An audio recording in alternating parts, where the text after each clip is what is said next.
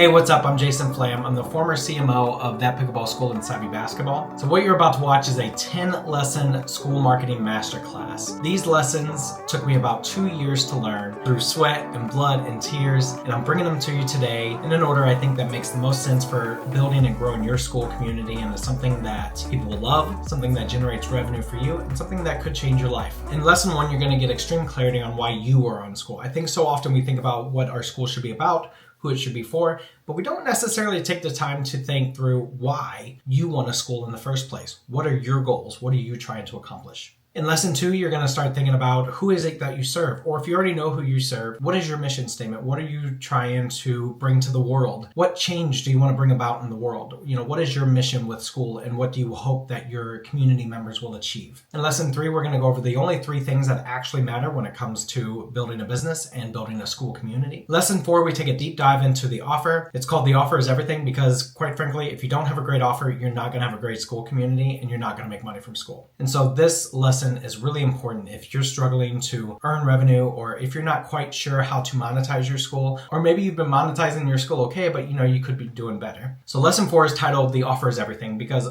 at the end of the day, if you don't have an offer that people want, you don't have a business. And so it's vital for you to understand what goes into building a great offer, and especially a great community offer. Also be on the lookout in chapter 4 because I introduced an AI prompt that I think could help you define your offer even more and to make it even stronger. Lesson 5 is titled 3 Ways to be a Better Writer Than 99.9% of People. Most of my background is in writing and copywriting especially. I've been a ghostwriter. I've been a lot of, basically anything that has to do with the writing, I've done it. And so I wanted to share some wisdom when it comes to writing and just make it as super simple as possible. And there are really only 3 lessons you need to understand in writing to be ahead of almost everybody else. Lesson 6 is titled The F Word. It's not what you think. In lesson 7, I make an argument for why you must have free content somewhere. It's no longer a nice to have. You must have free content. In lesson 8, we talk about why proof is so much more important than promise. Anyone can promise anything, but until you have the proof to show that you've actually helped other people achieve these things, or you've done them yourself, it's really hard in today's environment to get people to trust and believe in you. In lesson 9, I present 5 questions that if you can answer properly, you are guaranteed to make money on school. And finally, in lesson 10, I take a more fun approach to 10 ways to guarantee that you absolutely, positively fail on school. So that's 10 school marketing masterclass lessons. Let's not waste any more time. Let's get right into them. And by the way, you may notice that I'm a little bit more clean shaven than I was in these videos. I spent a couple months in the mountains. Not really.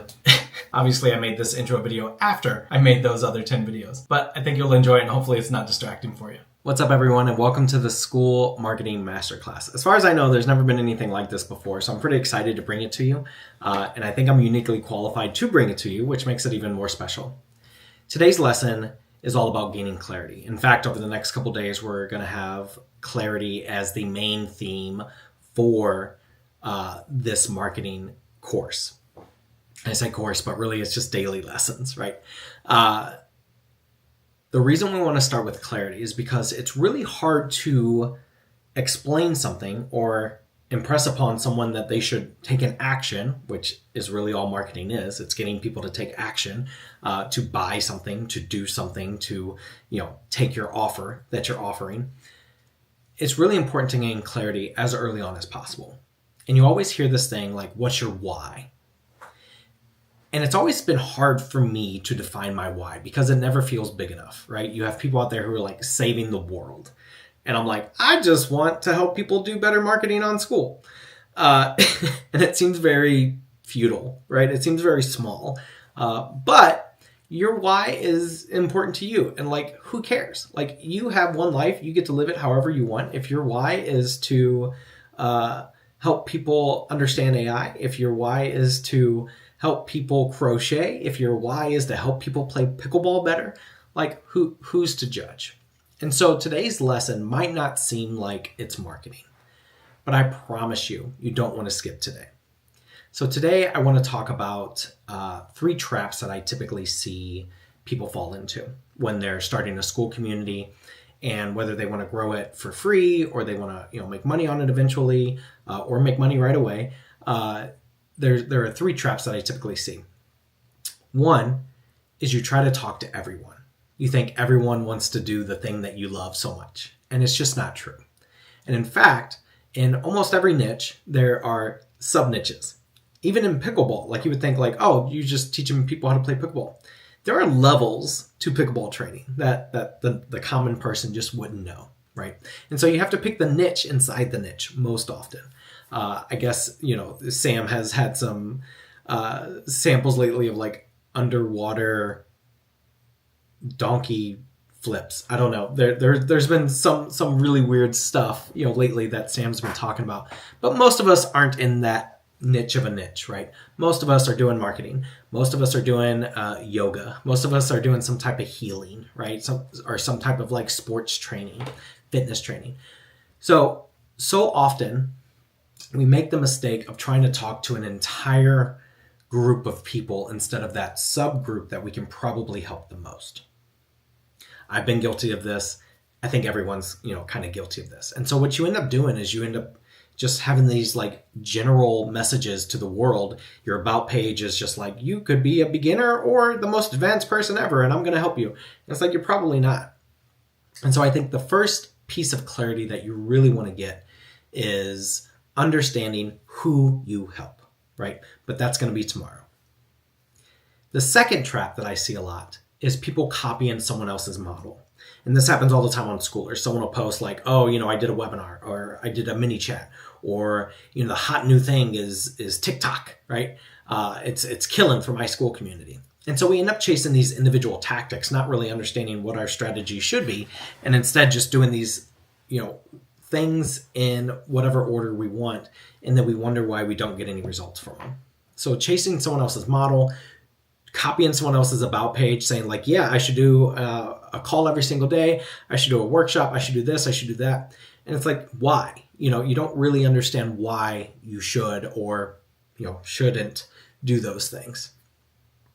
And then the third trap I see a lot is building a ton of content, building courses, being in isolation and just like writing, right? You have scripts for this, you have scripts for that. Maybe you recorded a few videos. And you just end up doing all this content before anyone even joins your community. And then when they join your community, you're like, why aren't you consuming my content? Well, they didn't really ask for it to begin with because the why wasn't established, right? The who, the what, the why. So today's lesson, what I'd like you to do, and again, I know it's not going to seem like marketing, but I promise you it is so important to your marketing for your Skool community. And it's going to help you do whatever you want with your Skool, right? Today's lesson, I want you to answer the question. You can do it in your head. You can do it on a piece of paper. You can do it on your Google Drive. You can do it hopefully in the comments. If you're in my community, if you're a great community leader seeing this, I want you to write in the thread that I post this in, a comment. I want you to answer what problem or problems, what problem would having a successful Skool community solve for you? Again, what problem or problems would having a successful Skool community solve for you? And I don't want you to judge your answer.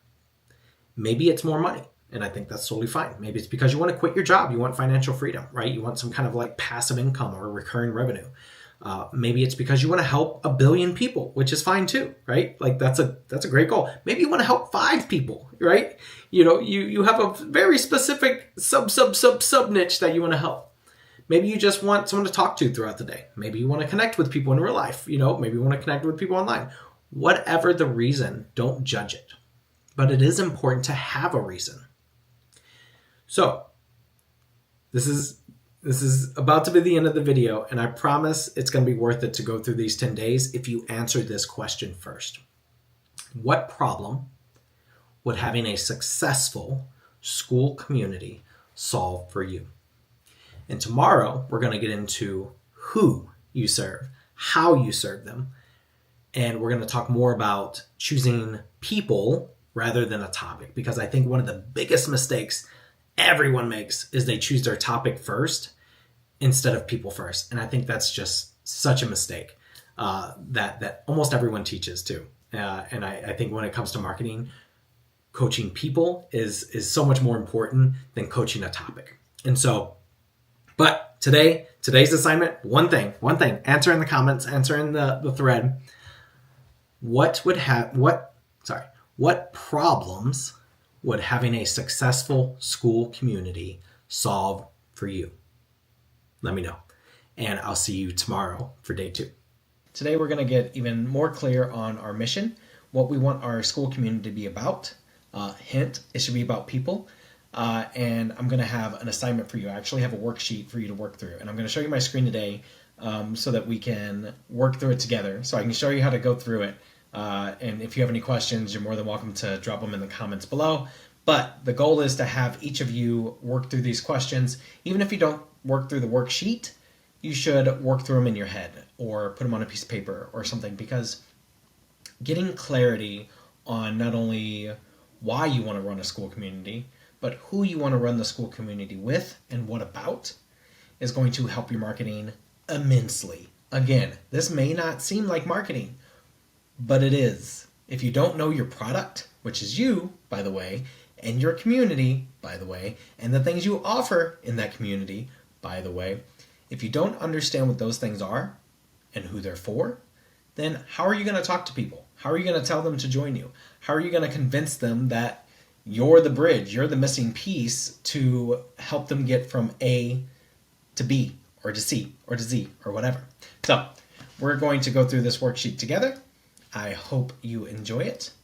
And yeah, so it starts here. I'm going to share this link with you guys. So a huge pet peeve of mine is when people say, like, pick a topic or a passion. And, like, yeah, you should be passionate about it. Like, don't pick something that you don't care about. Like, you're not going to stick with it. And yes, there's going to be a topic. There's going to be something that's common ground that brings all you people together. There's a campfire, right? But if you want to earn money from school, I personally take I think it was Russell Brunson who I first heard it from. I take his route of, instead of thinking about a topic, a niche, or a passion, think about the who. Who do you want to spend your day with? Who do you want to connect with? Who do you want to hang out with? Because that's basically what we're doing all day in these communities. And so the best way, in my opinion, the way I like to teach it, is you choose people. The person you want to spend time with and whose life you want to help improve. Because if you care about the mission, which is the person, if you care about the person, then you're more likely to do the thing. Okay? So the first thing you're going to do, I'm going to drop this link in somewhere for you to grab it. You're going to click this. You're going to make a copy. And then you can work directly inside this document. This is for you. Nobody else has to see it. If you want to share it, you're more than welcome to. I'd love for you to share it, especially if you want feedback or something on it. But you don't have to. Totally up to you. So this whole worksheet is all about getting crystal clear on what you do and who you do it for. So like I said in the last lesson, words like mission and purpose, they can get scary. They can feel heavy. We romanticize these. We get in our heads about whether this is big enough. Is this more important than solving world hunger or politics or whatever? And it's not, but that's okay. The truth is, a mission or purpose is just something people can rally around, okay? You become that rallying point for other people. And so this exercise is designed to take some of the romanticism away so that you can actually put on paper your mission, feel good about it, not judge it for how small or even how big it is, right? By the end of this, you're going to have one clear statement that you believe in, because I think that's the most important part when we're starting a school community. You have to build something that you're going to believe in. If it helps, don't think of it as a mission statement. Think of it as the thing I really want to do in life and not have to justify it to anyone, because ultimately that's what it is. You shouldn't have to justify what you do. McDonald's makes cheeseburgers, Gatorade refuels your electrolytes, ESPN entertains you with sports. Now, these companies probably have bigger missions than that, but that's what they do. There's nothing romantic about making cheeseburgers. There's nothing romantic about electrolytes, but that's what they do. And so what I want you to think of when you're thinking of your mission statement inside your community, who you help, why you help them, think of what you do, okay? So, first off, step 1 is, what problem will owning and building a school community solve for you? You answered this yesterday, right? So you should be able to just take what you answered yesterday and put it right in here. You can put it right in here if you want. Some examples: it will help me earn an extra 1K to 2K a month in almost passive income, which would change me and my family's life. Example 2, it will help me connect further with my clients. Or you can see what some of the school members put, and now you know that this is live because this happened yesterday. you can see what some of the Skool members put in there. So my answer was, having a successful Skool community solves for me. It takes me out of my comfort zone. It lets me create stuff myself instead of just for other people, which I've done for a long time. It will also allow me to gain financial freedom and not have to work for another marketing agency, because in the past I've been laid off 3 times at other agencies, because that's just the life of an agency. And it also lets me connect with people like you who are nerds about community, business, marketing, who want to do the same thing. And I freaking love it. I love talking to you guys every day. Des, he said, the problems it would help him solve: assist those who have an interest in improving their lives. Awesome. Some MRR would be good if it could pay for all my online usage. Love it. Barney had a very long answer, something about ebooks and vintage books. We'll take this one. To meet great new people with shared interests and helping others. Love it. Ivan, not sure what you go by. I think Ivan is usually male, right? Skool opens more possibilities. Discovery traffic directly inside the platform, stronger domain authority that can help with SEO, community-based monetization. Awesome. Tom, solve for me would be income to allow me to run live fitness sessions. Love it, right? So there is no right answer. There's no wrong answer. It's whatever makes sense for you. Okay. Step 2. Who do you currently help? If you have a community right now, you already have people that you're helping, or you're an in-person coach and you have clientele, who do you currently help, or who do you want to help? I help busy professionals who want to lose weight. I help high-level high school and college baseball players. Again, no wrong answer. Just who? Who is the person you want to help? And want to help is important here, because if we don't care about the person, we're not going to care about our community. Step 3, what specifically do you help them achieve? And the goal here is to not be vague. We want to be as specific as we can. What is the actual goal or the outcome or the results that you help them achieve? For example, I help busy people lose 10 to 15 pounds. I help people improve their endurance so they can run marathons. Don't put weight behind it. Don't put because. Don't put all this extra stuff that makes us get in our own heads, okay? Literally, what outcome can you help someone achieve? Step 4.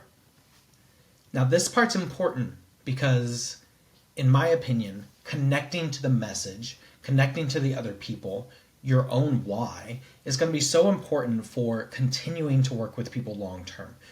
If you're in this for the long run, as opposed to just hopping on a trend or hopping on a topic or a niche, then having your connection be a part of that is going to be so important. So why do you want to help them achieve that? Why is it important to you? What connection does this goal have for you? Okay? Why do you want to help them achieve that? An example could be, this isn't my story, but this is an example. I had 3 young kids and struggled to find time to take care of myself. So I gained weight until I found this system. And now I want to help other people find that system, right? So what is the connection to the mission for you? Step 5, and I promise you, this is all worth it. This may seem like a lot of work, but if you can nail all these things, the rest of this class on actual marketing topics, it's just so much easier. So step 5, how will you help them achieve it, and how quickly? Why are you their person? This is one area of an about page that I have seen people miss the most.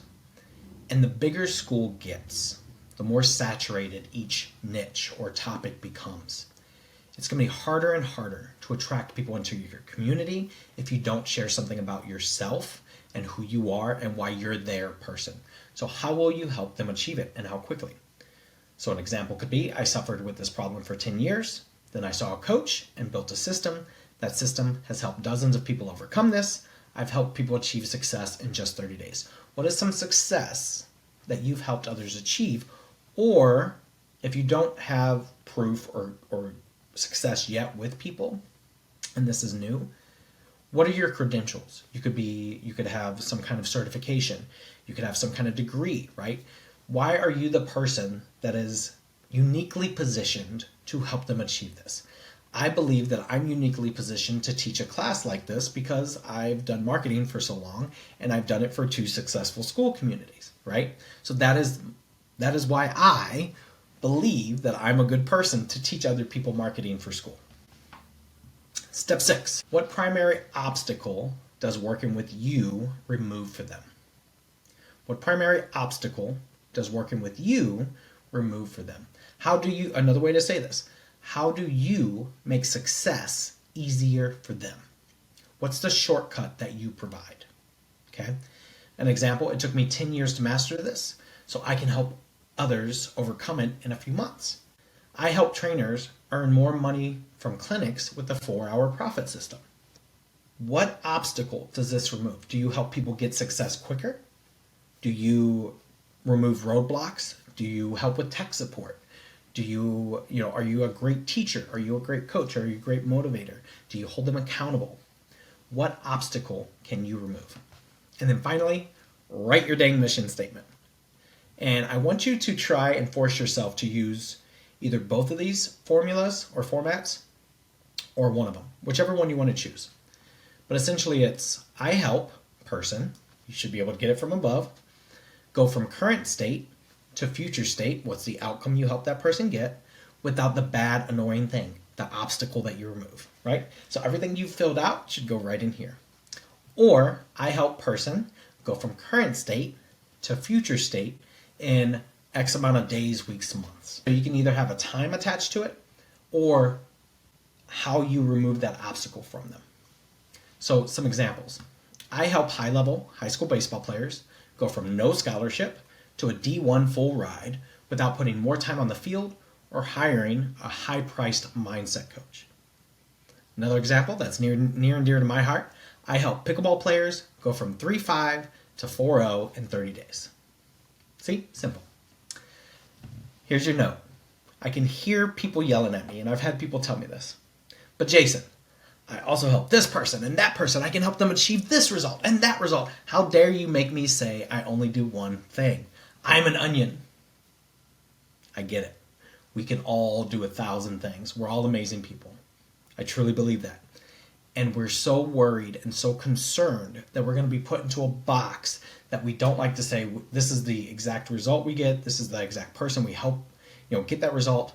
But I promise you that if you just commit to that result, all of those other things will eventually come out. If you're amazing at one thing, chances are at some point people are going to see that you're amazing at other things. When I first took the job for Pickleball School and Savvy Basketball, I was a contractor and I did email marketing and copywriting. That's all I did. And then I got to show them, I can also build websites. I can also create funnels. I can also do this. I can do this. I know AI. I can do this, this, and this. And so those possibilities, those opportunities naturally showed up for me because I had that relationship built. And I was able to help them in those ways too. And then eventually led me to becoming CMO for those 2 organizations. Okay. So I know that's a lot. But I want you to write your mission statement. Suck it up. This isn't in stone. This doesn't have to live forever. But if you have clarity, it will help you do better with your current community or any future communities you want to run. So this was a longer video than I intended. Hopefully this was helpful. Go through this worksheet. If you want to share it, I'd love to. If you just want to share your mission statement, I'd love for you to put that in the comments. That would be amazing, actually. And I would gladly give you feedback if you'd like on your mission statement. So go through this, develop your mission statement. Tomorrow we are talking about the only 3 things that matter. You probably know what they are, but the only 3 things that actually matter. If you run a school community, if you run a business, any business, there are only 3 things that matter. And tomorrow we're going to talk about those. But for now, write your mission statement, leave it in the comments of the post, and let me know if this was helpful. So there are only 3 things that matter for growing a business: attract, convert, and deliver. So when we talk about attract, there are 4 ways that you can attract new people into your community. You can do it organically. You can do it with paid advertising. You can do it with word of mouth or partnerships, and then activities.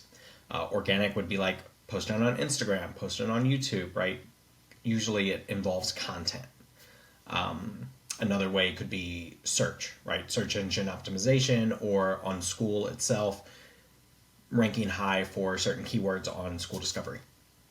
Another way is paid advertising. So this is Meta ads, this is Google ads. That probably makes sense to you. Word of mouth partnerships. So this is referrals. It could be people telling other people about your community. It could be you telling people about your community. It could be some webinar you did in someone else's community to attract members into your community. So that's typically what that is. And then activities themselves, I kind of call activities like a DM, or maybe you help someone out and you invited them back to your community, right? You put a QR code on a billboard and that got people in there. So activities are more hands-on things you actually do to get people into your community. Convert. So when we talk about convert, there are actually multiple conversion points, and this is something that I don't hear a lot of people talk about. Typically when you think of convert, you just think of like an about page, right? You converted them from not being in your group to being in your group. But there are actually other conversion points, and even when you convert someone, there are still more conversion points that you can have throughout that journey together. So the multiple conversion points that you want to plan for, and this depends on your offer and your model, but you want to convert free to paid, you want to convert paid to recurring, you want to convert monthly to annual or standard to premium, and then convert low ticket to high ticket.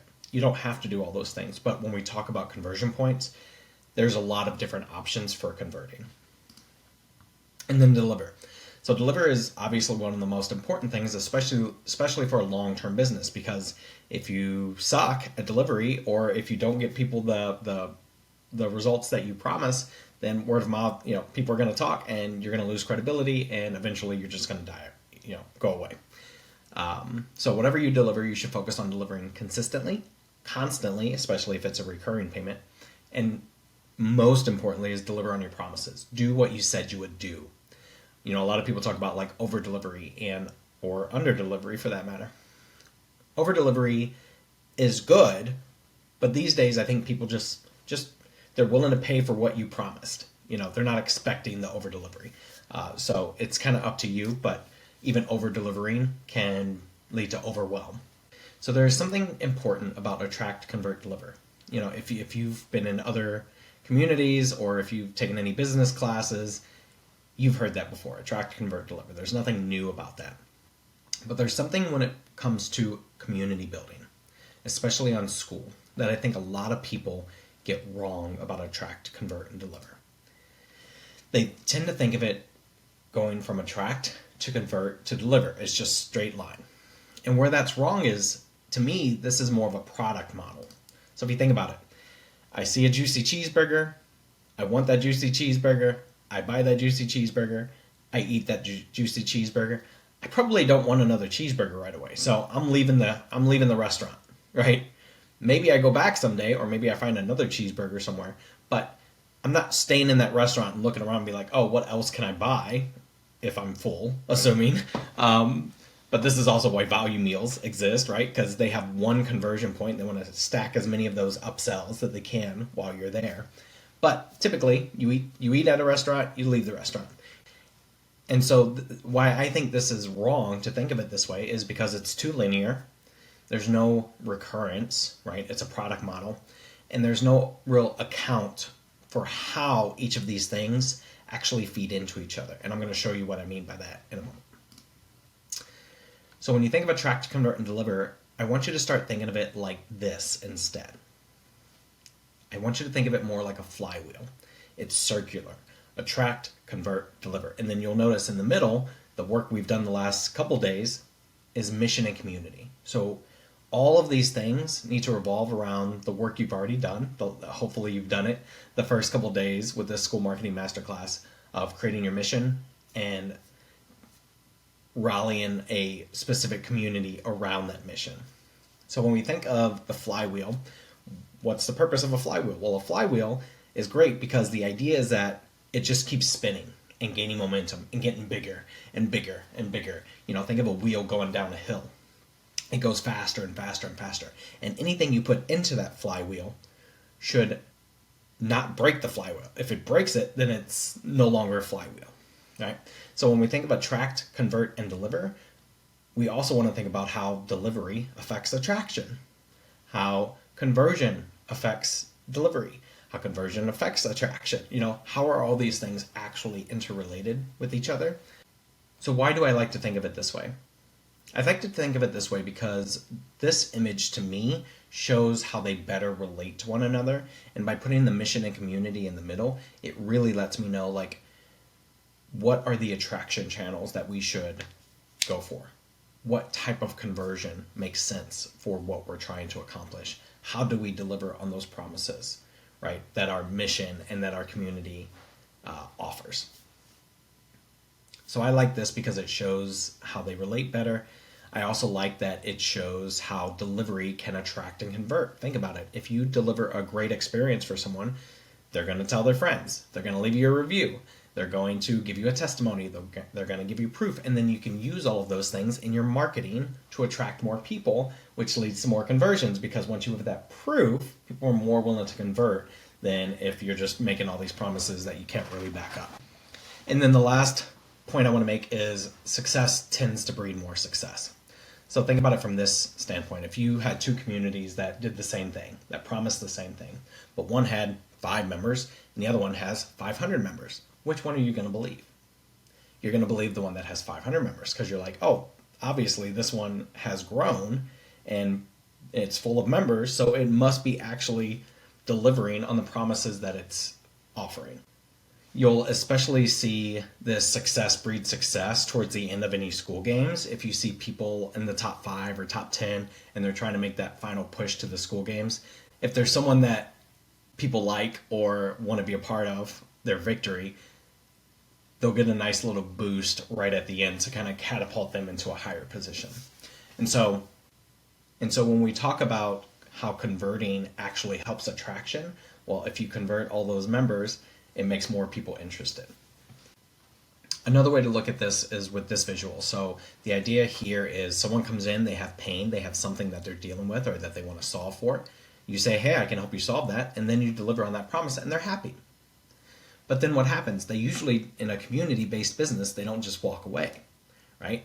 The reason this matters is because if they come in with a specific problem, you solve that problem, well, now they've been ingrained into your community, they've had a transformation, they've met people, right? They want to continue those relationships, and probably there's another problem that you can help them solve. So if we look at this example, someone comes in to a community and says, I need to learn paid ads.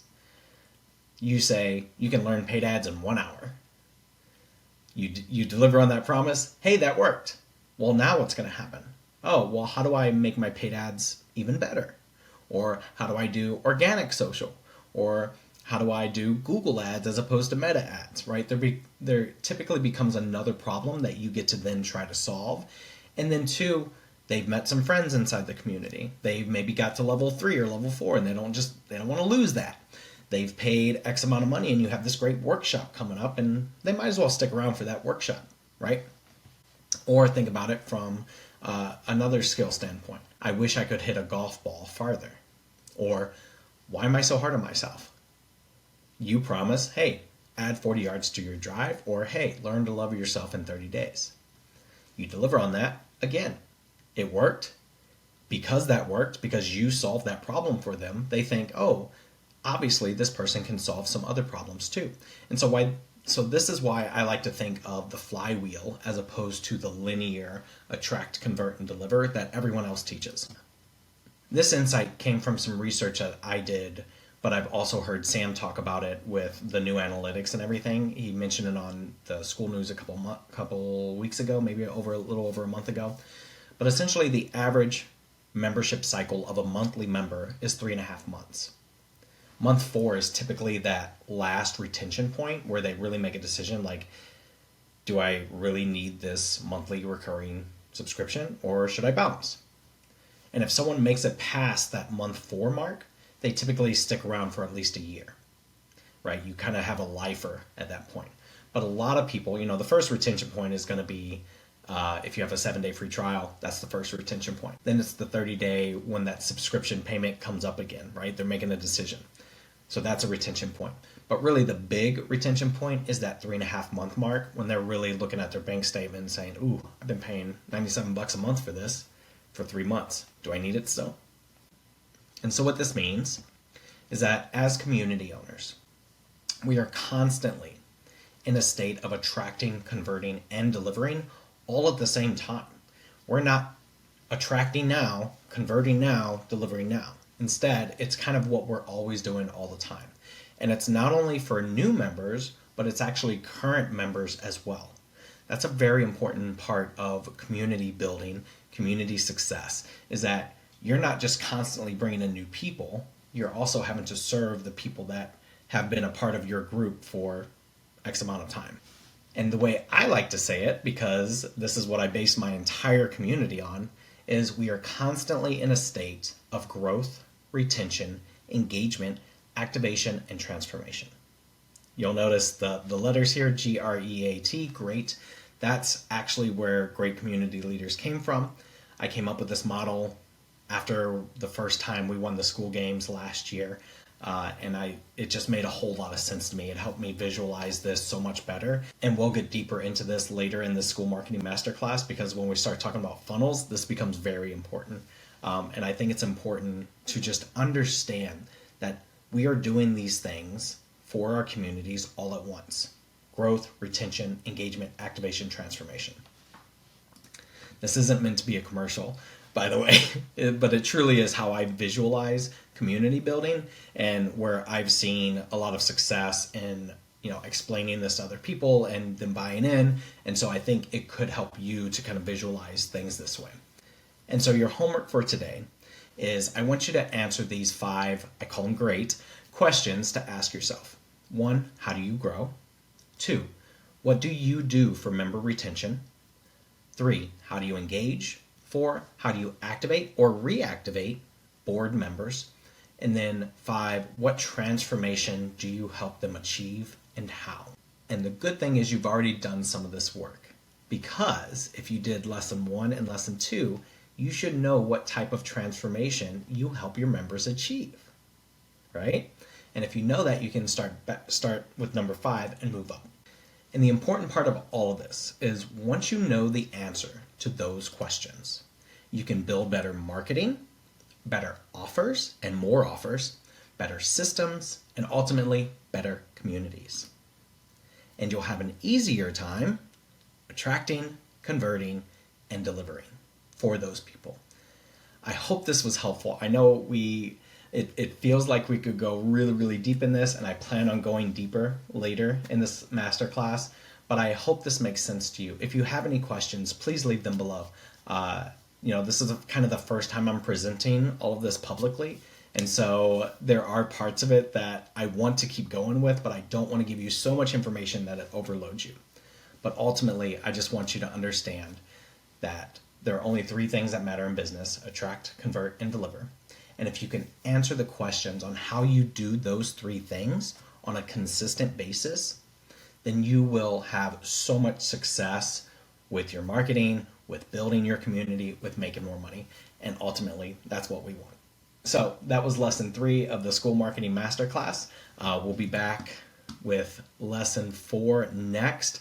I can't remember exactly what it's on because I'm just so hyped from this lesson. But please leave your comments if you want to answer those questions below. I would love that too.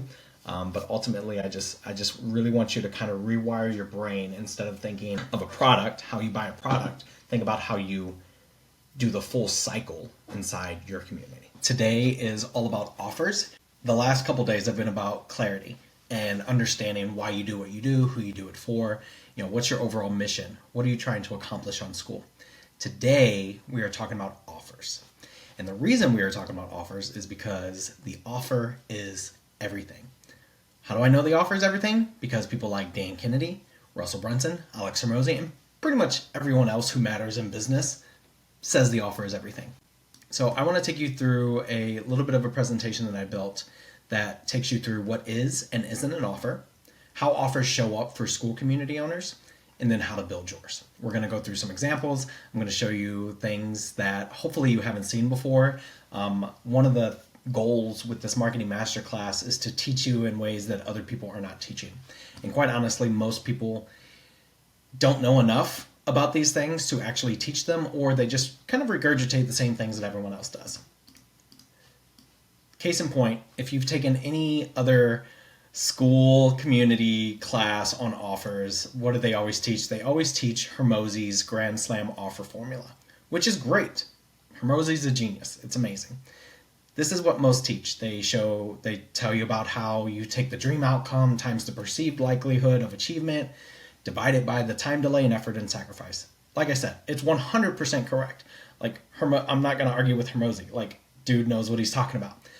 But I'm not going to try and teach this because, one, it's not mine. But two, he does a way better job than I will. Just go watch one of his videos on offer making, right?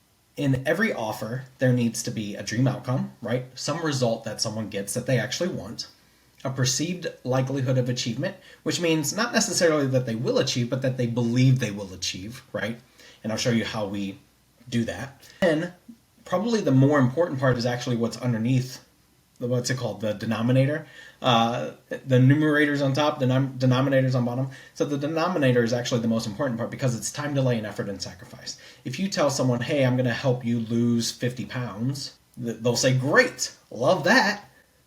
It's going to take 10 years. Boo, right? Or it's going to take 6 months. Yay, right? So that's why the bottom part is actually the most important part of this equation. But like I said, I don't want to just give you a math equation and say, like, figure this out. Because when you look at this, is that helpful to you? Not really. Like, you really have to do some thinking and you really have to, like, dig in and try to do math. Which, like, what numbers do you use? I think you use either 0.5 or 1, but also, like, if the zero's on the bottom, then it's going to come out to 0. Like, there's just a lot to figure out. So instead, I want to take a different approach. I want to show you some actual examples. And we're going to play a game. It's called Product or Offer. In fact, I should probably present as opposed to doing it this way. So we're going to play a game. It's called Product or Offer. You ready? Number 1. Let's see if I can put my face in a good place. That's not going to... Here, let's lower my face. Okay. Product or offer. Number 1. A generic energy drink. Is this a product or an offer? If you said product, ding, ding, ding, ding, ding, you're correct. Number 2, product or offer. 5-hour energy. Is this a product or an offer? It's an offer. If you said product, boo, wrong. Bah. If you said offer, ding, ding, ding, ding, ding. Why? If they're both energy drinks, why is one a product and one an offer? Well, let's go over it. Here are the elements of what makes a Grand Slam offer. Dream outcome, perceived likelihood of success, time it takes to deliver to the dream outcome, what's the effort or sacrifice, okay? When we talk about the energy drink, does it have a dream outcome? Maybe. It says it will give you energy, right? Probably. It works, I would guess. It's probably got enough caffeine and ginseng or whatever other sugar, whatever other stuff goes in energy drinks. When you look at the 5-hour energy, does it offer a dream outcome? Yeah, I think so, because it says basically, like, if you drink this, you're going to get 5 hours of energy. So it's very clear that this gives a dream outcome. This one, maybe, but what do we know about maybes in business? We either want a hell yes or a hell no. Maybes don't lead to sales, right? So we're going to put an X on that. Even if you put a check mark, that's fine. If you disagree, let's do both. We'll do a check mark and an X because that'll represent maybe. Okay, maybe it will, maybe it won't. Perceived likelihood of success. Is there a promise or proof presented with a generic energy drink? Maybe, right? It's probably going to give you some energy, but we don't know for sure, right? Because it doesn't say it necessarily on the label. All right, this is just going to be messy. What about the 5-hour energy? Yeah, I think there's probably a lot of success because if I drink this, it promises 5 hours of energy, so there's a promise there. Now, will it work? We'll see, but there's at least a promise. Time it takes to deliver the dream outcome. Well, if I have 5 hours left in my shift, or I'm about to do something that I need to lock in, more in my hat, need to lock in for 5 hours, then I feel confident that this one's going to work. This one, it basically, I'll get energy, I think, at some point, but there's no guarantee how long it lasts. Am I going to be awake for the rest of the night? Is it 24 hours? Is it 1 hour? Like what is the time frame on that dream outcome?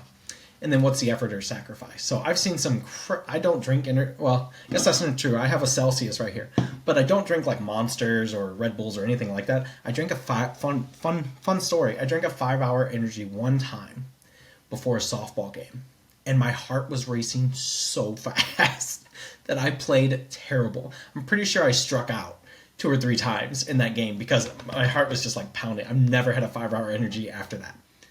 But what's the effort or sacrifice? A 5-hour energy drink is this big. It's a shot, right? Monster is this big, right? Which is fine if you want a lot of liquid. But when it comes to what's the effort or sacrifice, boom. Even if you say, okay, well, I like 12 ounces of green juice, cool. It's got some effort. There's a reduction in effort and sacrifice because all you got to do is drink it.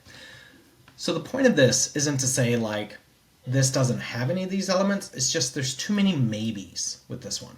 Whereas this one, the 5-hour energy drink, it has every single one of these elements, which is probably why 5-hour energy crushes in stores, right? So hopefully that makes sense to you. Offer versus product. We have a dream outcome, we have a perceived likelihood of success, a promise or a proof. We have some time that it takes to deliver that dream outcome or a part of that outcome. And then what's the effort or sacrifice? Very minimal. So the point is this: when you don't have these elements, and you don't have to have all of these elements, but the more of them you have, the stronger the offer is. When you don't have these elements, you don't have an offer. And the truth of the matter is, and I want to make this big, the truth of the matter is, most school communities are generic and don't have an offer. I'm going to say that again. Most school communities are generic and don't have an offer. And I'm going to back that up by showing you some school communities. By the way, if any of you watching this now are an owner of these communities and you're like, screw this guy, he doesn't know what he's talking about, that's fine. Go to Schoolers, going to go to games, going to go to all time, and we're just going to start in hobbies. So if you look at hobbies, the top school is earning 50,000 MRR. Story Hacker Gold, let's go. He has a VSL, he has some community wins, great.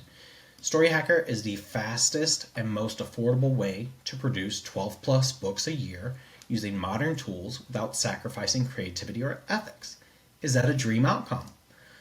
I think so. Can I write on this?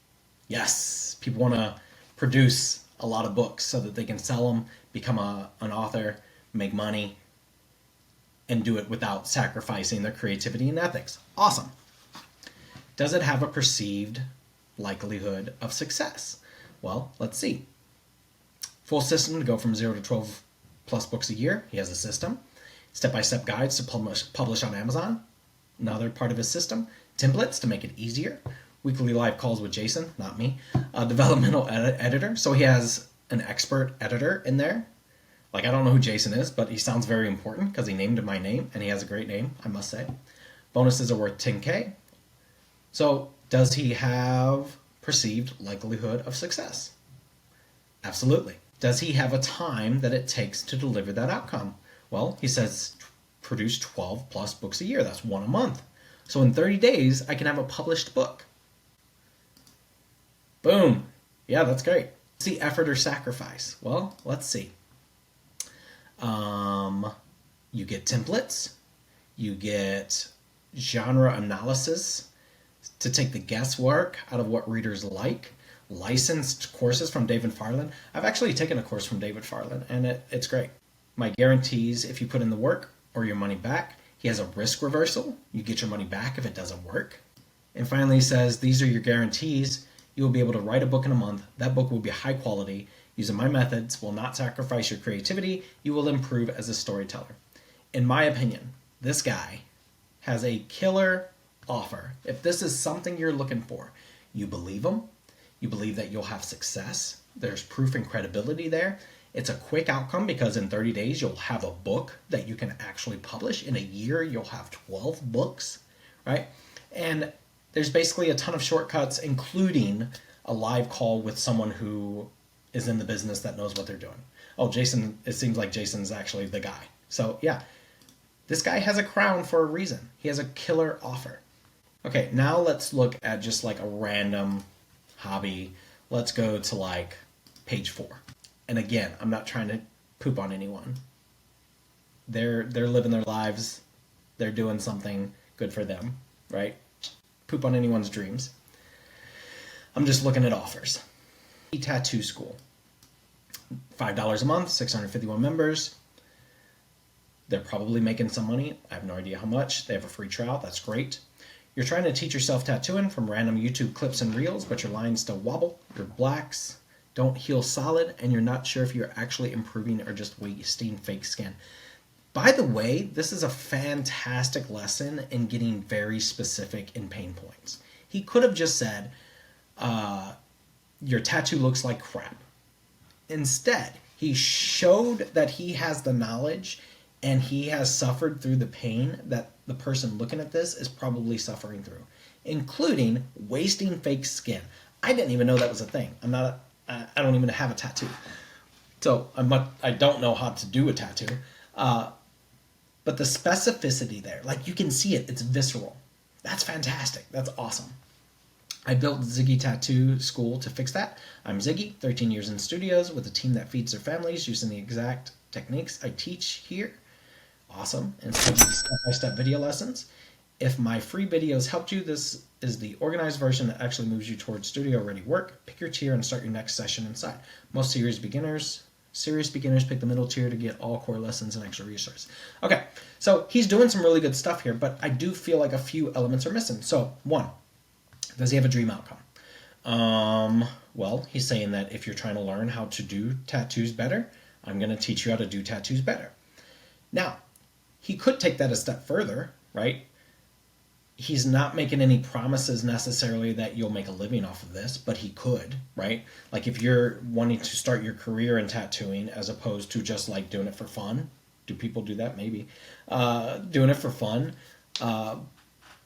He could get more into that, right? Ziggy Tattoo School for tattoo business owners or something like that. Is there a perceived likelihood of success? Probably. He has 13 years of experience. He obviously knows it very well because the way he laid out those pain points makes it very clear that he feels or has felt the pain that you're probably feeling right now. He's offering step-by-step video lessons, roadmaps, full fake skin tattoos broken down in simple language, right? So he's given you some shortcuts. He could make this a little bit more clear by doing bullets, right? Think about scannability of how we actually read digitally. So he could make that a little bit more clear. I think that would help him. What about time? Is there a time delay? He does not talk about how fast you can do it. Now he mentioned shortcuts, he mentioned step-by-step, so that there is a perceived, time thing, but he could make this stronger by saying, fix your tattoos in 7 days. Go through the 14-day challenge, and make up some really great name for tattoos, right? Tattoo fixing. So he could be more specific about how fast you get the results, or at least some results. He could also offer reviews, right? Like, hey, share your tattooing. We will review video of you tattooing to help you improve on your lines, help you improve to make sure you're not wasting so much skin. I really love that wasting fake skin line. That's fantastic. What's the effort and sacrifice you need to make? Well, it's only $5 a month. It's not much sacrifice.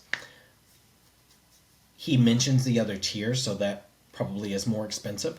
But to get started for $5 a month, not much sacrifice there. the effort. You're already doing tattoos, so really the only effort is like following the program, right? So effort and sacrifice are there.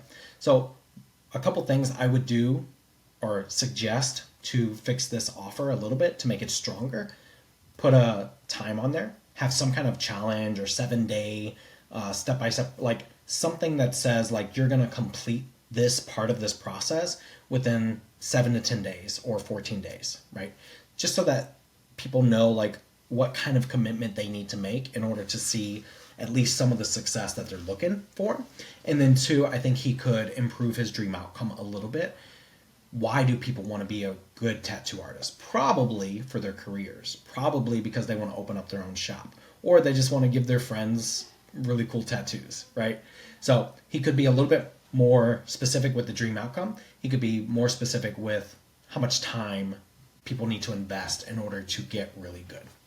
Cool. Let's go to another one. I'm a big fan of AI Automations by Jack. I've been a member for a long time. So let's look at Jack's and see what kind of offer Jack has. I'm going to guess it's pretty good. He's been on here a while, and Jack's a smart guy. Adam, who works with Jack, is also very smart. Dream outcome: the #1 community to learn and build AI automations. Unlock the exact AI systems behind my $100K a month AI business. You'll learn how to build powerful automations, sell AI services and products. That's a dream outcome. Build a business that runs without you using proven AI systems. There you go. That's the dream outcome.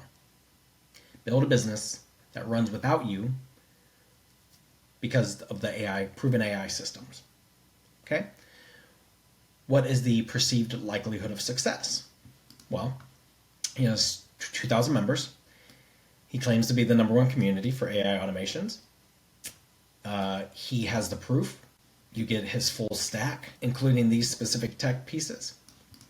He has daily calls with experts, personalized one-on-one onboarding, access to all the entrepreneurs, direct feedback and support from Jack. So there's a high perceived likelihood of success here. What about time delay? Is there anything that says like how long this will take? No, right? There's nothing that says like you'll learn your first system in the first 48 hours.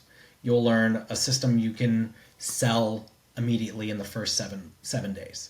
There's nothing like that in here that gives a bit of an idea of how much commitment you need to make in order to start seeing success. So I'd say that's a miss on Jack's part. And then effort and sacrifice. Sacrifice is $77 a month.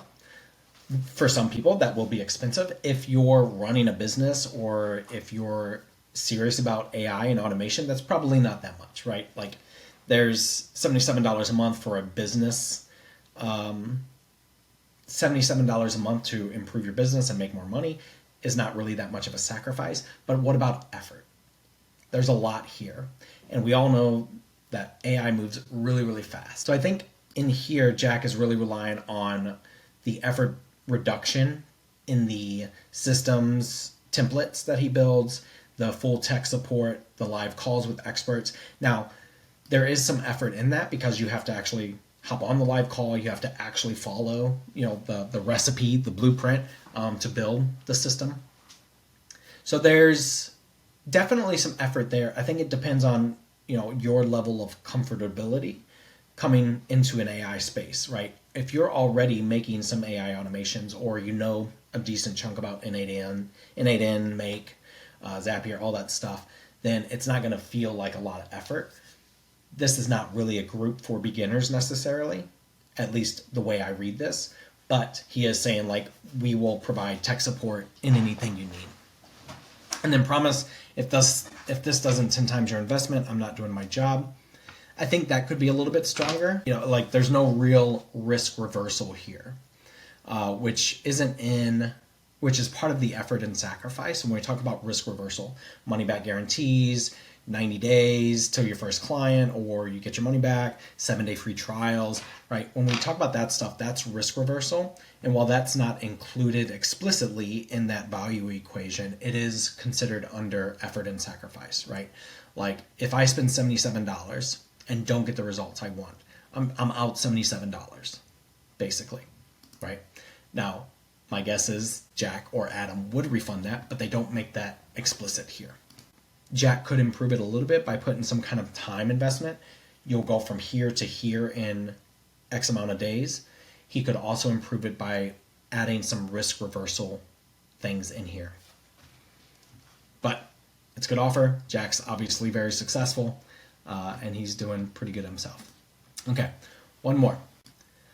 Hopefully you guys are finding this helpful. I love breaking things down because it forces me to think through things like what's missing, what's here, what's the inverse of what's true, not just what's true all the time, which I think is when people just show the equation, that's typically, for me, what's missing. Like if I want to watch someone explain the Grand Slam offer equation, I'm going to watch Hormozy. I don't need someone in a Skool community to just regurgitate back to me in a worse way than I could just watch the free Hormozy video, right? So hopefully these examples are a little bit more helpful for you when building offers. All right, let's look at Platinum Level University. 135 members, $47 a month. Join Platinum Level University, PLU, today. Discover the proven system that's helped over 200 artists build thriving music careers. 15 plus platinum artists and counting. Nice. That's awesome. So, dream outcome. Someone who wants to join this program is probably wanting to be a platinum recording artist, right? What you'll learn inside, perceived likelihood of success. Let's see. So you're going to learn book paid shows, build a 6-figure career, master the platinum hit formula, unlock viral social media. Okay, so lots of things that they're going to offer. In-person music mogul masterminds. So people, weekly coaching calls with Grammy-nominated producer KE. Priceless. I always love when people put priceless. Yeah. Price increase soon. Sure. Annual members get 10K bonus package, private mentorship. Okay.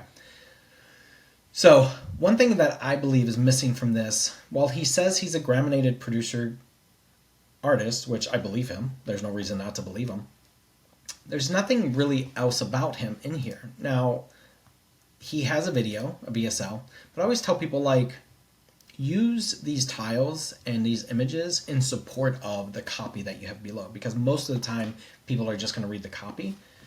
Now, this is interesting because over here, he has more about himself. He should take this, in my opinion, take this and put it in here. Especially on mobile, I don't think this even shows up, right? At least on this about page. And I think so often we don't do this because we think like, oh, I don't want to repeat myself. Dude, you got to repeat yourself. You just do. People need to be reminded more than they need to be taught. And so when we're doing our about page, get that information. I've seen that multiple times now. Get this information in here, okay?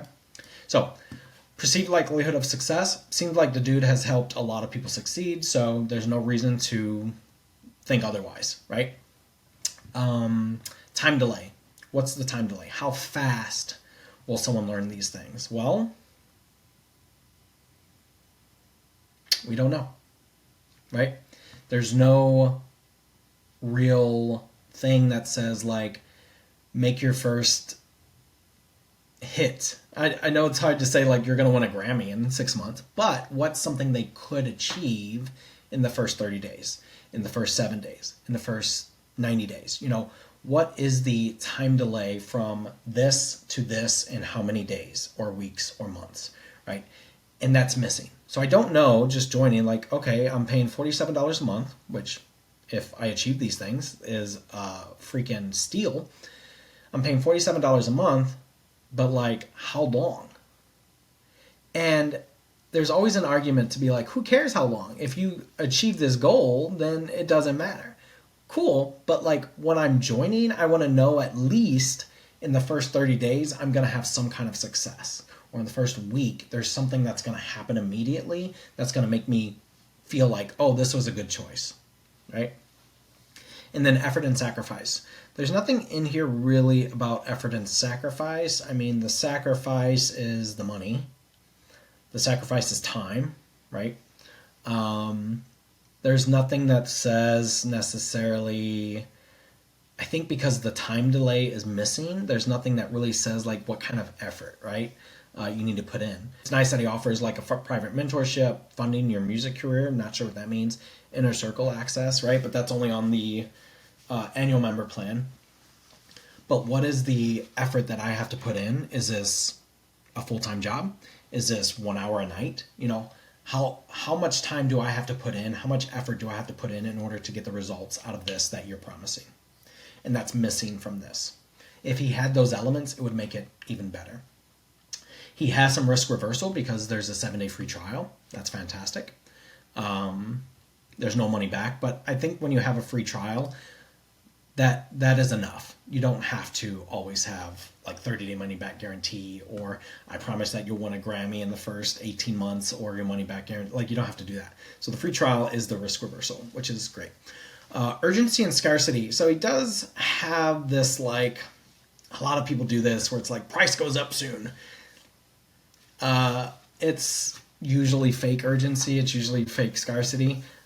If he wanted to do like, you know, something specific, some kind of challenge coming up, some kind of workshop coming up, a reason to join right now. What's the reason to join right now as opposed to never or next week, which for most people is the same thing. Like if I think, you know, next week, I'll join this next week. I'm never going to join that thing. And that's how most people think, right? So let's go back to this. Hopefully that was helpful. If you want more examples, or if you want me to look at your offer, post it in the comments. Share your about page when you're going through this. Or go through this, do the work, and then share your about page. That would probably be better, because I'm probably going to point out the same things that I pointed out in some of those, which is why I like examples. When I'm speaking about these examples, think how that applies to you. And here's what you can do. I'm going to make this as easy as possible for you. You can use this prompt in AI. And all it says is, please check my about page copy for the following elements. Do I mention a dream outcome? Is it clear who this is for or who it's not for? When reading this, would that person believe they can achieve the dream outcome? What's the proof? How much time does it take for them to achieve that or another meaningful outcome? What's the effort or sacrifice they have to give to succeed? Is there urgency? What's the risk or reversal of the offer? Please analyze this copy and rate me on each element. Then rewrite it so that my offer is clear and compelling. Now, I'm not saying you should use exactly what AI gives you back. But what I hope is that by analyzing it, it shows you exactly what's missing. And then by giving you something back, it says like, here's how you could do this. So use the output that AI gives you as an example. AI is never going to be as specific as you can be. Okay? And I'm going to drop this prompt in the thread that this video is in. I'll also put it in the classroom, but you can also take a screenshot of this and just plug it into AI and say like, hey, pull the prompt off of this image for me. So whether you use Claude, whether you use ChatGPT, I suggest Claude. I'm very much on the Claude train lately. Whatever AI you want to use, just take this, take your about page copy, plug it in, see what it says. And there's probably some area of your about page that could be improved. Maybe all the areas, right? So this was my lesson on offers. It's pretty long. I'm hopefully going to edit this so it's a lot shorter, but I would love to hear your feedback. What did you learn? What helped you? What didn't help you? Drop it in the comments. Drop it under the thread that I post this in the classroom. Let me know. I'd love to help you improve your offer. So feel free to drop your about page after you've done the work, not before, because I'm just going to say the same things. After you've done the work, drop your about page, and I'll give you my feedback on that as well. So that's my offers class. We'll talk tomorrow. Tomorrow is all about copywriting. So we're going to do some copywriting. I consider myself a pretty decent copywriter. I've been doing it a long time, so I'm excited to share some of those lessons with you guys. But this was offers. Hopefully it was good. Hopefully you like this masterclass. And for this lesson, we're going to talk about 3 copywriting rules that will make you a better writer than 90% of people. I hope this lesson is a little shorter, but I hope it's impactful, because I know copywriting is one of those things that like people stress out about. So today we're going to go over 3 writing rules that I think will make you better than 90% of the people out there. And these have nothing to do with grammar. They have nothing to do with technical writing, which I would not consider myself a very good technical writer at all. They have to do with being true to yourself, persuading, and getting people to take an action. Which at the end of the day is what copywriting is. It's just getting someone to take an action. It's understanding who you're talking to, and it's just trying to get your point across as clearly as possible. And so there are three. I have a dry erase board here, and I'm using my walking desk for this lesson because why not? It's currently 3:30, and I'm crashing because I had too much caffeine, per usual. And so I thought doing it this way might be a little bit more fun. So hopefully this comes across well. If not, you probably won't see this. So, 3 copywriting lessons. Number 1, the thing I tell everyone who says, I'm not a very good writer, I promise you, if you do this one thing, if you do nothing else, and you do this one thing, you'll instantly be a better writer. And that is, read it out loud. Hopefully you can see that. Read it out loud. So many times we write something and it looks good, sounds good in our heads, but then once someone else reads it or it's said out loud, it's like, ooh, what? Nobody uses those words. Nobody uses those phrases. Nobody talks like that. And the one thing you can do that will make you connect with your audience way better is talk like them. Speak the same way you would speak to them in person. And so when we write something and then read it out loud, and if you're like, ooh, that was weird, that didn't sound right, rewrite it. Which is why like voice to text, honestly, is the best hack you can do if you want to write something. Speak it, and then today with AI, so I go back and forth on AI writing. I have used a lot of AI to write, but lately people have noticed just how bad it is. And it feels like it's gotten worse. I think people are just more onto it. And so when you just use AI to write, it's never going to sound very good. It's going to be okay. It's going to be decent. But AI can't talk like you do to someone. And so the best way, in my opinion, to use AI for writing is to speak words, say the thing, have AI capture it, and then verbatim write what you said. You'll get out your ideas faster, and your writing will be 10 times better. So, principle number 1, read it out loud. Principle number 2 is the next lesson I always teach. And it's something that, honestly, the better technical writer you are, probably the more often you commit this error. And that is, be clear, not clever. Be clear, not clever. So many people want to sound smart, they have inside jokes, they think everyone's going to get it, they're just going to laugh. It's not too often that I've read something I'm like, man, what a genius. They're so smart for writing it that way. Instead, usually what happens is you read something that doesn't land, and like, huh? What does that mean? And the moment you get the, huh? What does that mean? You've lost them. Because what I like to say is, if you're confusing, you're losing. So be clear, not clever. Don't try to do puns, don't try to do jokes, don't make references that you think everyone's going to get, but nobody does. Just be clear. Join my group. Not, when you're ready to be awesome, come hang out with us. Like that's not even clever, but it's bad. So number 2 is be clear, not clever. Number 1, read it out loud. Number 3, when we talk about credibility, when we talk about showing proof, proving, that you can help someone accomplish something instead of just telling them like, oh yeah, I can help you make $10,000 a month doing this. It's vague. And this is why AI writing is not great right now, because they don't do this last one. Specifics, this might be backwards to you guys, I don't even know. Specifics show proof. Also, my handwriting is terrible. Specifics show proof. When you can be super specific about something, it proves that you know it.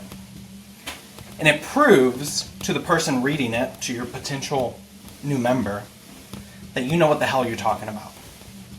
So the more specific you can be about something, the better it's always going to be. Nobody has ever said, man, that was way too specific. This guy clearly knows his stuff. There's no way I'm following him. Nobody's ever said that. And so, when we see things like, level up your game, what the hell does that mean? Yet that's what AI uses all the time. We don't want to be generic, we want to be specific. If you watched the offer lesson, the previous lesson, and I got to the tattoo guy, it's still in my head.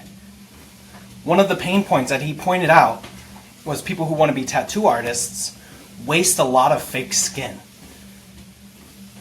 That's specificity. If he had just said, stop making ugly tattoos, that wouldn't be as specific. Stop wasting fake skin is a hell of a pain point.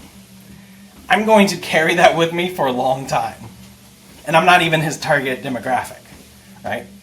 So the more specific you can be, the more you prove that you know what the hell you're talking about. So, 3 rules of copywriting that if you start doing these things, you will be better than probably 99.9% of the people on Skool who are trying to write something. Number 1, read it out loud. Number 2, be clear, not clever. Number 3, be specific to show that you know what the hell you're talking about. Specifics show proof. That's all the lesson I got for you today. Thank you so much for making it this far. We have 5 more lessons to go that I can think about. Lesson number 6 is on funnels, the F word. For some reason, funnels get a bad rap. I love funnels. I think they're amazing. But I also look at funnels differently than other people. Is every schooler scared of the F word? So let's talk about the F word. You know it. You've heard it many times. You've heard it in comments, conversations on Skool, and that word is funnel. The word is funnel. Not sure what you were thinking about, but the word is funnel. The moment this word comes up, it's so wild. Either half the room rolls their eyes or the other half just like tunes out. In videos all the time, you hear things like, I don't use funnels. Funnels are too complicated. Or I grew my community to over 500 members with no funnels. For some wild reason, this word just carries a ton of baggage with it.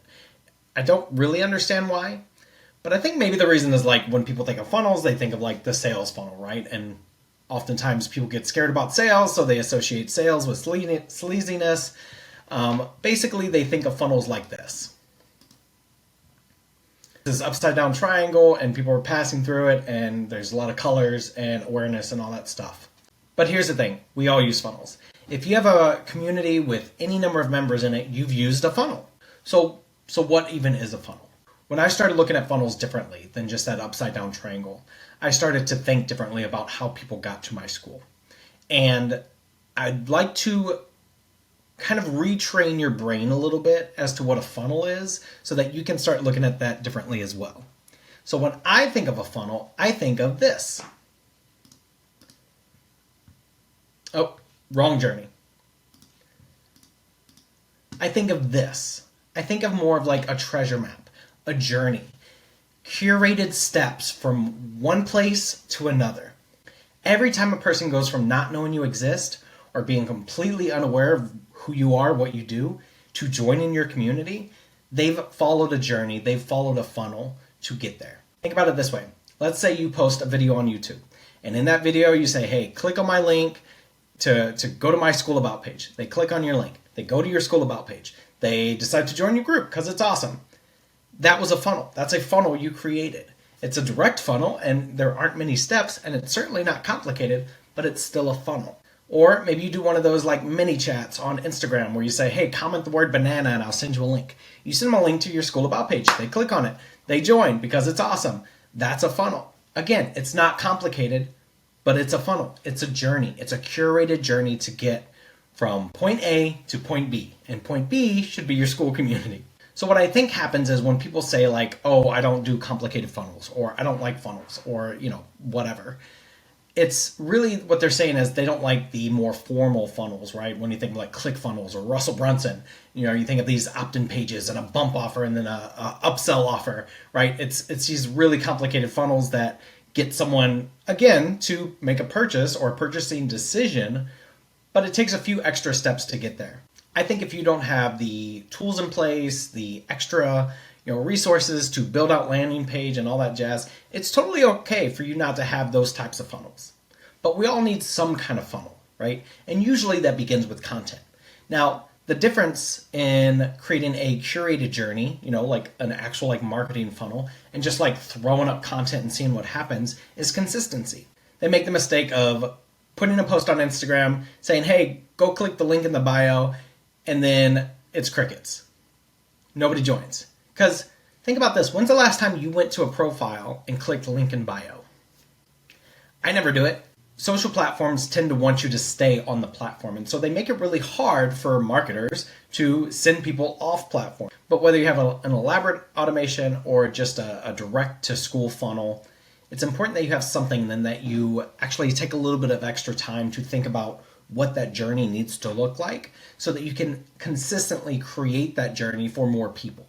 Yet for most, they just throw up some content and the journey happens or it doesn't happen and the person doesn't really know why. And so sometimes they'll have a month where they get a bunch of new members and then they'll have other times where they don't get a member for weeks at a time. It's because they don't have that curated, consistent journey for people to go through to go from point A to joining your Skool community. And so when you think of funnels, and the reason I'm teaching this at this point is because I want to get a little bit more complicated. I want to get a little bit more in depth. But we can't get to that point without first understanding the word funnels, what it actually means, a better way to look at what sales and marketing is in relation to your Skool community, and how the things you do can direct people into your Skool community. So this is more of a quick lesson, and it's more of just a reset, because when I say the word funnel, I don't want people to just like close up shop and be like, I don't want to create a funnel. I don't want to create landing pages. I don't want to do opt-in pages. You don't have to.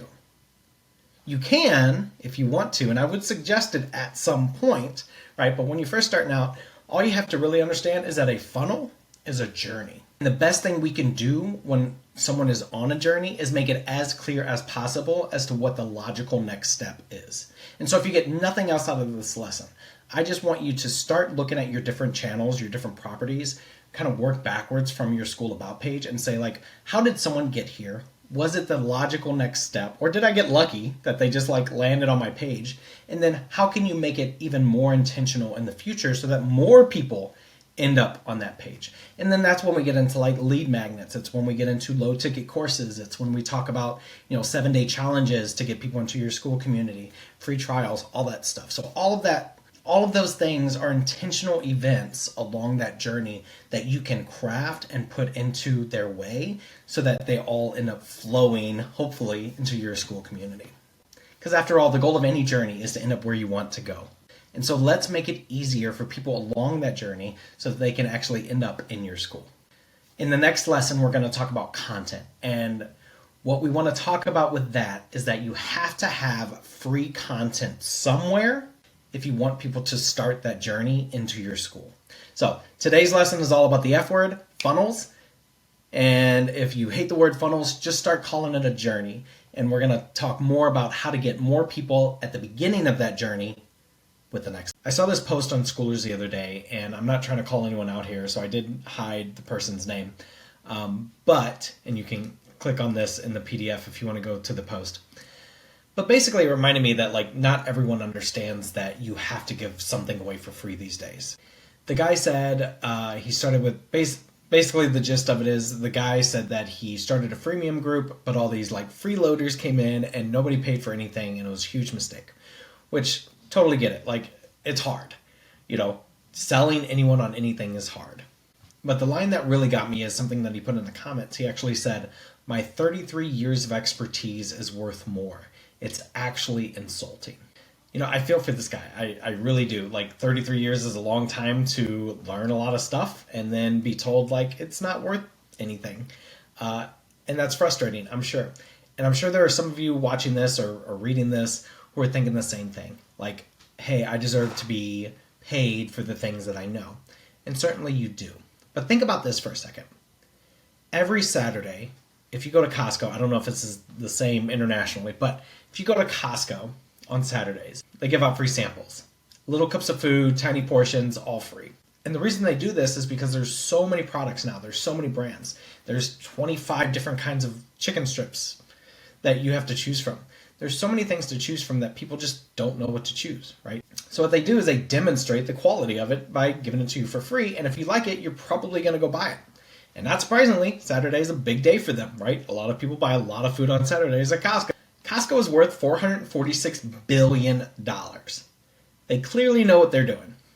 Yet even they understand that the best way to get people to pay for something is to prove that it's good or that they'll like it. So what chance do we have as individuals if we can't be bothered to give away something for nothing? Why do we let our egos get in the way of something we fundamentally believe and probably practice ourselves? Think about it this way. If you met someone and they're selling you something and it's expensive, but they're dressed well, they clearly know their stuff, they're successful, and they say, hey, just believe me, it's worth it. But they're not willing to let you touch it, to see it, to drive it off the lot, if it's a car, to test drive it. If they're not willing to do these things for free, what are the chances that we're going to believe them and give them our money? Probably zero. So if we know that about ourselves and we're less willing to, give money to people that aren't giving us something for free or at least a little taste, then why do we think other people should do that for us? So the truth is, you have to create free content somewhere. So then the next thing is like, well, if I create content free somewhere, what can I charge for? Today, the best thing to charge for is implementation. It's for proximity to you.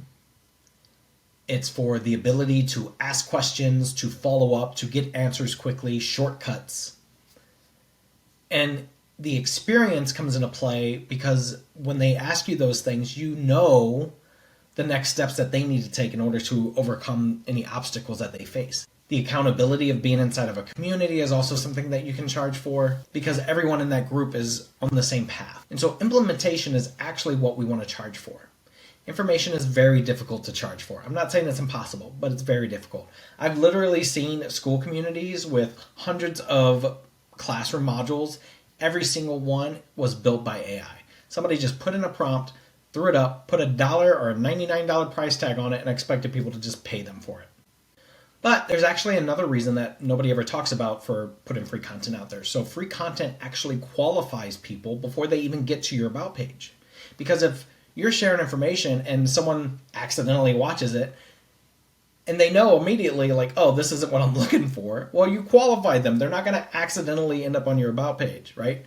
You're getting people to your About page who click on a link who have already seen your stuff. So free content isn't just about awareness. It's not just like getting your name out there. It's qualification. It's the step before the step. It's the decision before the decision. Our About page is only allowed to be 1,000 characters. You can't jam a whole lot of things in there. You can create content that actually starts to sell the person on your community before they even get to your About page.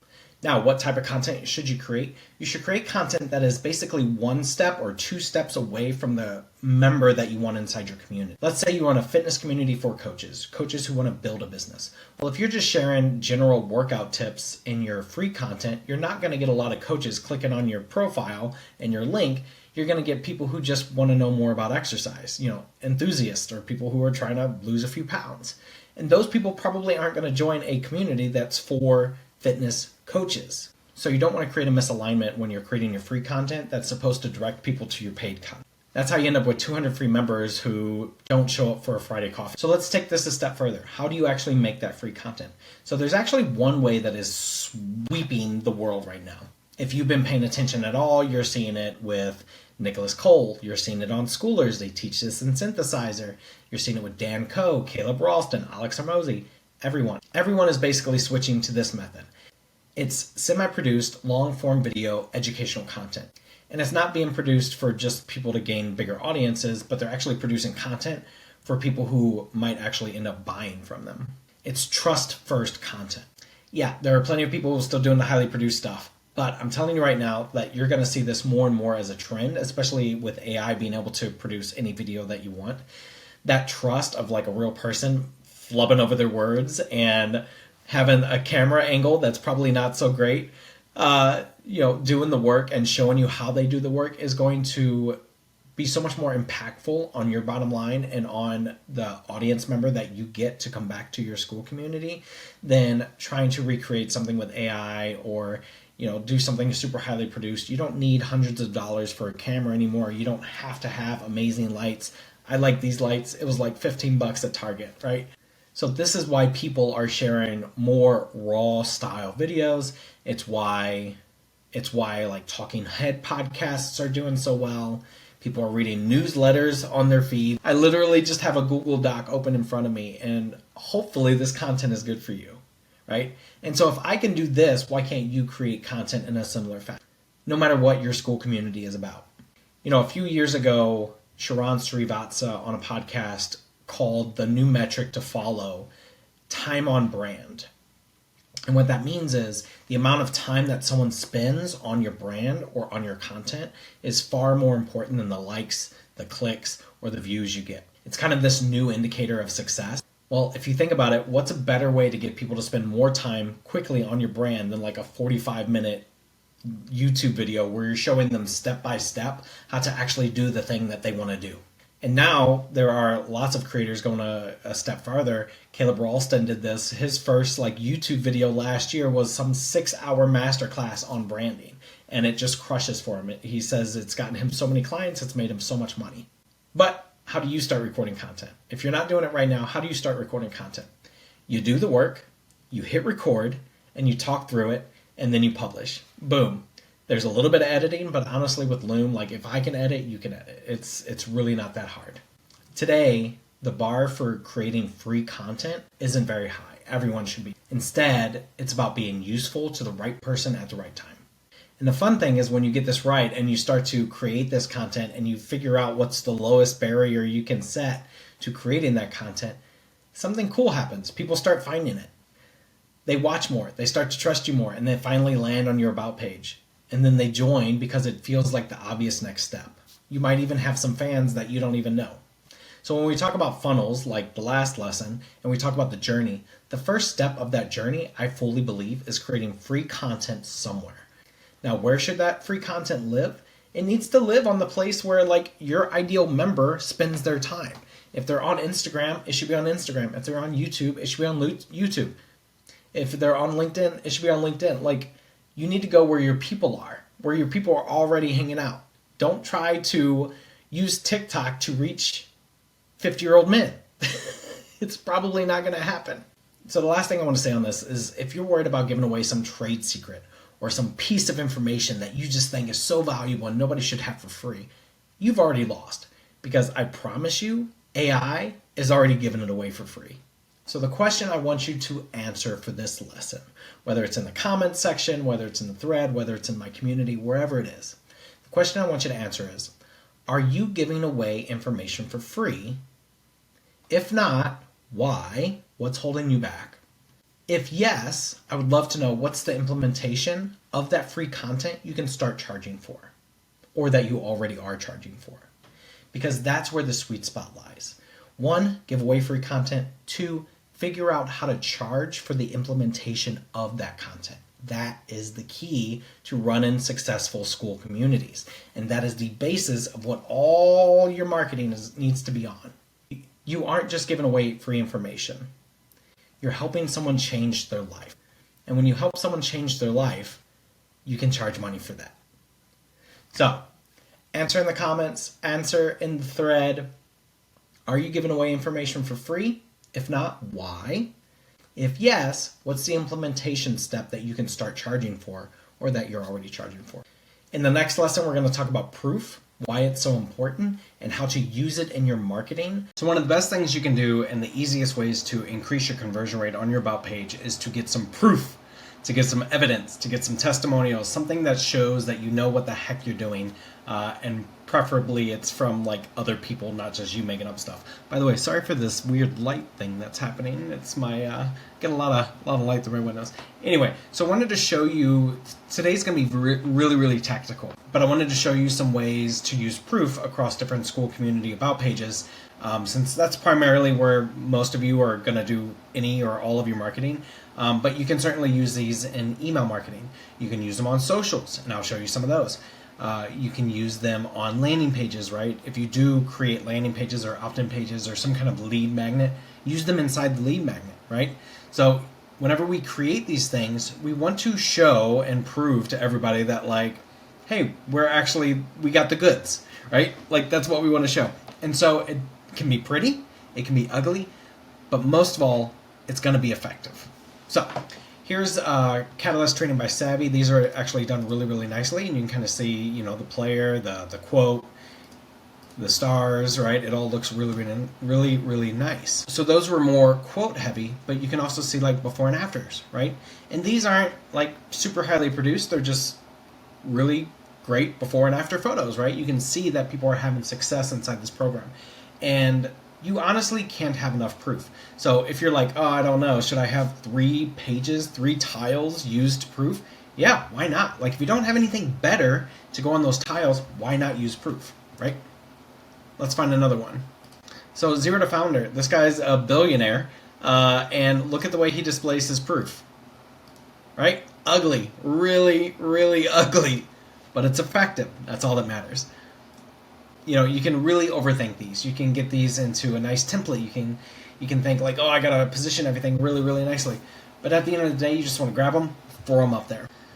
This is one of the better testimonial proof tiles I've ever seen. So if you go to this person's page, Pocket Singers Free, she has someone singing before she taught them and after she taught them. And it's really cool to watch this. I ran into this not too long ago, and I just started watching it because it's just entertaining.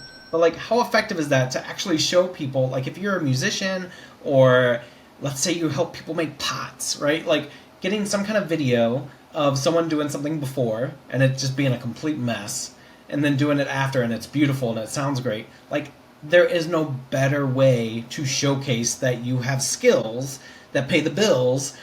You can find this page and watch for yourself, but it's really cool how she did this. So you can get creative with testimonials. They don't have to be ugly, but they can be ugly. Synthesizer scaling, they just took all the posts and they stacked them on top of each other like Lego. They have some of the videos that people shared within the community. You can just share those straight. You don't have to overproduce, you don't even have to edit them. You can just throw them on the page. So another way you can share testimonials is in a simple, you know, Instagram template. You can just put it right there. It's not going to be the most highly clickable content, but it's going to be stuff that if someone is on the fence about whether they should join you or not, and they see that you're constantly sharing proof, then they're going to believe that they can also get results. And that brings me to another point. So one of the things you want to focus on when you're sharing proof or testimonials is you want to pick people who are in your ideal audience. And so let's just say that your main demographic is 40 to 50-year-old women, right? You want to make sure that your testimonials and the proof that you kind of showcase are of 40 and 50-year-old women, right? Same goes for 30-year-old dudes, 18-year-old guys. Like, you want to showcase the people that you want to bring into your community, because what you really want to happen in a testimonial is for someone to look at it and say, oh, if that worked for them, it can work for me too. When people show up to your About page, there are 3 questions that they ask. 1, does this work? 2, will this work for me? And 3, will this work for me right now? Right? So that if you can answer yes to all those questions with the things on your About page, then your conversion rate is going to go up. Okay, and if you do have a landing page, like this is an opt-in page for a lock left defense form for Savvy Basketball, we put some of these testimonials just on the landing page. And again, the testimonial itself probably isn't going to do the trick, but it's the testimonial in combination to whatever else you share, right? The goal is if they're sitting on the fence, if they're unsure, the testimonial will hopefully make them hop over the fence or make them more sure and more confident in your ability to reach them, to transform them, to make sure that they're not wasting their money. So how do you collect testimonials? One of my favorite ways is to always make sure, no matter what community I'm a part of or am an admin of or help out, you always want to have a wins section of your community. And you want to make it obvious. And not only that, but you want to demonstrate to them how to celebrate themselves. And when they do celebrate themselves, you want to make sure to make it very public, pin their post, make sure that they feel really good about it, because the more wins that you can get people to post inside your community, the more of those testimonials you'll have to put across your socials, across your page, across your landing pages, in your emails, wherever you want to put them. And so you have to normalize celebrating the victories that your community members have, and you have to almost like give them permission to celebrate themselves. If you have a private page and you're going to share these publicly, you should probably ask the person. And oftentimes all I do is just DM them. Hey, I saw that you posted this in the wins column. Is it okay if I use that? Now, they usually say yes, but they might want you to blur out their image and their name or just cut it out completely, which is totally fine. It's all about the quote. It's all about making sure that the testimonial, the meat of it, is clear to the person reading it. The easiest way to get testimonials is to set up a wins category in your settings, in the community section. And then another way you can do it is you can just ask. You can just make a post that like asks people like, hey, what have you gotten out of this community? How has it helped you? And you'd be surprised how many people respond to something like that. Now you have all those individual pieces of content that you can use to share on your About page and anywhere else you want. Proof is the easiest way to convert people. So when you can show someone proof, it's so much more advantageous than just promising the world. Proof over promise all day, every day. And we know this, right? Because if you think about when you shop on Amazon, what are you looking for? You're looking for how many stars something has. And if something has 5 stars but it only has like 4 reviews, aren't you like, that's a little fishy? But if it has 4,000 reviews, okay, it's probably a quality product. And so on Skool, there is no star rating. There is no review. But the review comes in the testimonials, and you want to start collecting those as soon as you can. Put them into a Google Doc. Take screenshots of them. Take it on your phone if you see it. Put the link somewhere. Whatever you have to do to collect a repository of those testimonials and those proof points, start doing that as soon as possible. And if you don't have any of that proof, but there are people in your community who have gotten proof, just ask them. You can DM them. You can ask them to share on the community page itself. You can do it in a post, whatever you want to do. Just ask them to share. If they're willing to make a video, that's even better, because now you get to put that video on your About page or on your YouTube channel or on Instagram or whatever. But images work just fine too. Don't overthink it. Always collect proof and always share proof, because that's going to do nothing but enhance the likelihood that someone's going to see it and believe that they can succeed inside your community, and your conversion rate is going to do so much better by just having a ton of proof on your page. The Skool Marketing Masterclass only has a few videos left in it. I don't want to spoil what the last 2 are, but hopefully you're getting a lot out of these, and your Skool community is having more success because of them. I'll see you. Today I have a confession to make. I lied to you. Well, sort of. I kind of lied. So earlier in the series, I said there are only 3 things that matter in business. And they're true. It's true. I kind of lied to you. I sort of lied to you. But here's the deal. There are 3 main problems that you always want to try to solve in business, and that you're always solving, basically, until the end of time, or until your business comes to an end. How do you attract people to your business? How do you convert those people into paying customers? And then how do you deliver on the promises you made to them? There are like operations and stuff like that too, but for the sake of this, we're just talking about attract, convert, and deliver. Those are the 3 things that matter in a business. But what's important to understand is that those are the things that matter the most in a product business. They matter in a community business too, but I actually think in a community business where we rely on recurring business, we rely on people coming back again and again, we rely on people paying us again and again. I believe in that kind of business, the business we're all in, there are actually 5 problems we want to solve, and we have to solve them all the time. How do we grow our membership? How do we retain those members? How do we engage with our members? How do we activate or reactivate our members? And then what transformation do we help them achieve? It seems like a lot, but if you think about it, running a recurring membership is far more complicated than just selling a product. For example, if I like a shirt and I buy it, I might buy a few more, but I'm not going to join a community. I'm not going to meet the owner of the company that made this shirt. I'm not transforming my life around it. The transaction is done basically as soon as it arrives at my door. Educational products and community businesses are different. When someone enters a community, it's usually for a few specific reasons. Either they're being taught something that will improve their life or business. They like the owner and believe that they can benefit from being next to them, being in their proximity. The community itself is valuable because of the people inside of it. Upskilling, relationships, loyalty, status, knowledge sharing, proximity. Those are pretty much the reasons that people join a community, and they go a bit beyond just saying the words attract, convert, and deliver. The 5 questions do fit inside attract, convert, and deliver, but I just feel like it's incomplete. It's not a full picture of what running a community business actually is. And the big thing really is that recurring activities thing. When you get a degree, you don't keep going to school, right? You typically quit and graduate to something else. And that's kind of the inherent problem with an educational-based business. When people learn it, they leave. So in a community-based business, the hope is that the group kind of evolves with that person, or that the community members become that pool and that draw to stick around a little bit longer.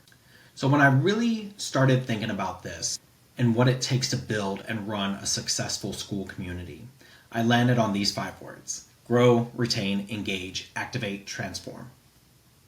I don't know why I did a pinky for 5, but those are the 5 words I thought of. GREAT, great.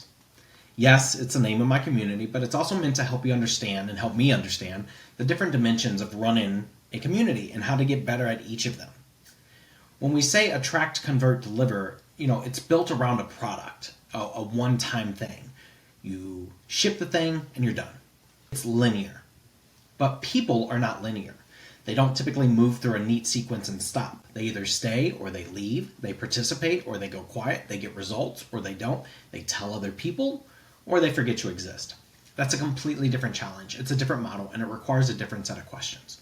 And so what I'd like to do with the rest of this lesson is go through those 5 questions a little bit deeper. So when we talk about growth and G, right? How do you grow your community? How do you get more members?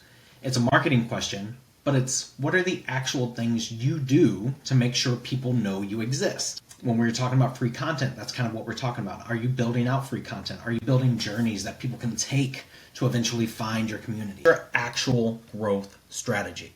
Most people don't have one. What is your actual growth strategy? How are you growing on Skool?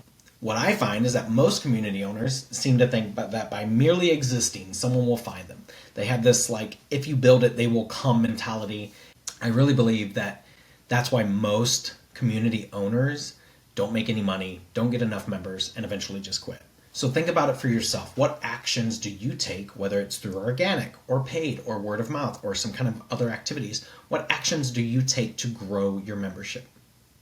R, retain. Once someone joins, what do you do to keep them there? How do you retain them?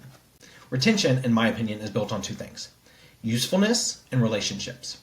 When that bill comes due every month and they look at their credit card statement, they have to make a decision. Is this still worth it? Do I get anything out of this community anymore? What reason should I stick around? And if they are no longer using the things you offer, the answer is probably no. They don't need to stick around. Unless they have a relationship with you or the people inside the community. Because that's also a great reason for people to stick around. I'm a part of multiple communities that I don't really do much in. I used to be really active, but I'm not anymore. But I stick around because I like the owner, because I like being in the know, right? I try to keep up at least on the information that's in there, even if I'm not taking the courses, even if I'm not, participating in the community conversations, I still want to stay in the know, and I like the owner, so I don't mind supporting them. Usefulness and relationships. Those are really the 2 things that retain your members. E, engage. How do you engage with your community, or how do they engage with each other? Growth gets people in the door. Retention keeps them subscribed and coming back.